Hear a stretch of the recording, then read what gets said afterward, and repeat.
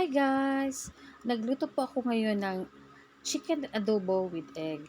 Napakasimpleng putahe po niyan. At mga sangkap po like vinegar, soy sauce, star anise, laurel, ah, pamintang durog kasi wala ho akong pamintang buo sa kusina namin. Kaya yan lang po ang ingredients na or sangkap na ginamit ko sa chicken adobo with egg. At naglagay din ako ng konting brown sugar niyan para naman manamis-namis yung chicken adobo with egg natin.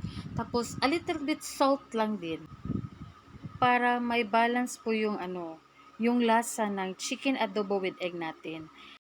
Kailangan ko ding paikot-ikutin niyang mga itlog para naman may lasa din ang mga itlog habang kumukulo po.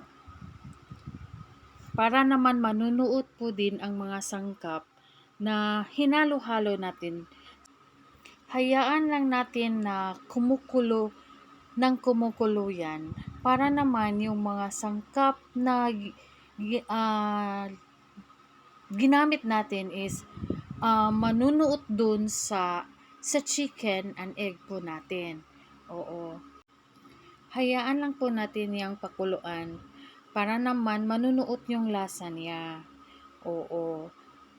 Ayan, nakikita niyo ba yung star anise at saka yung laurel? Ayan, ang bango. Ang bango talaga. Amoy pa lang, gutom ka na po. Mamaya, tatakpan ko po yan. Kailangan po nating pakuluan pa ng pakuluan.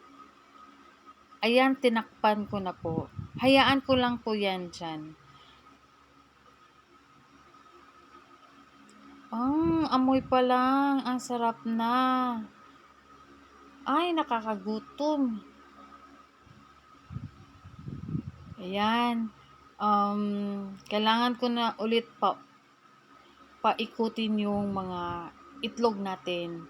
At pisil-pisilin po din natin yung mga manok.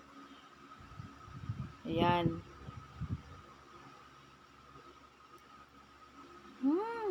Ang bango. Linagyan ko din siya ng cornstarch na may halong tubig. Kunti lang po. Pangpalapot lang po dun sa soup natin po. Ayan. Ang bango talaga niya. Ang sarap. Mamaya po, lalagyan ko po yan ng pamintang durog. Pagkatapos, kailangan ko talaga silang pisil-pisilin kung lutong-luto na ba sila. Ayan, naglagay na po ako ng paminta. Mamaya titikman ko na po yan. Oo. Ang sarap talaga ng amoy. Nakakagutom. Ayan. Pinisil-pisil ko ulit yung mga manok kung luto na ba.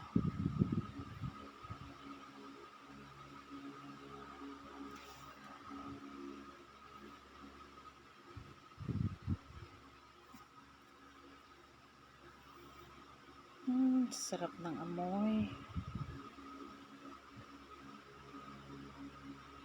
Nakakagutom talaga. Mamaya luto na po yan.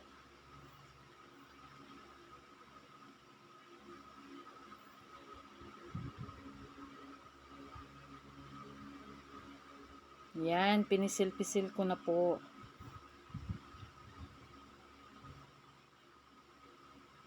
Takpan ko ulit. Ayan, luto na po. Sana nagustuhan niyo po yung video ko ngayon na chicken adobo with egg. Please like and share po. Thank you for watching po. Salamat talaga. Nakakagutom talaga yung amoy niya. Thank you for watching po. Bye po.